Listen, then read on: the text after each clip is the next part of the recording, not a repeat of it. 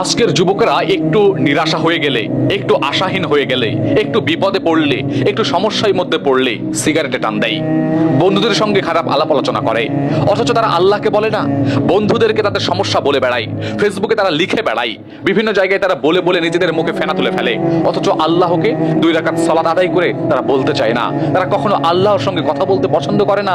কেমন একটা যুবক হয়ে গেছে, কেমন একটা প্রজন্ম তৈরি হয়ে গেছে। কখনো চিন্তা করেছেন কেন এরকম হলো, কাদের কারণে এরকম হলো?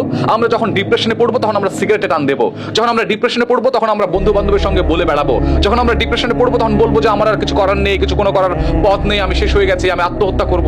কেন রে ভাই? আল্লাহ কি নেই? আল্লাহকে কি বলা যায় না? একজন ভদ্রলোক বলছেন যে আমার কোনো কিছু নেই শুধুমাত্র আল্লাহ ছাড়া। আমি হাসতে হাসতে বললাম যে ভাই, আপনার যদি আল্লাহ থাকে তাহলে আর কি লাগবে? সেই ব্যক্তিটা লজ্জায় পড়ে গিয়েছিল।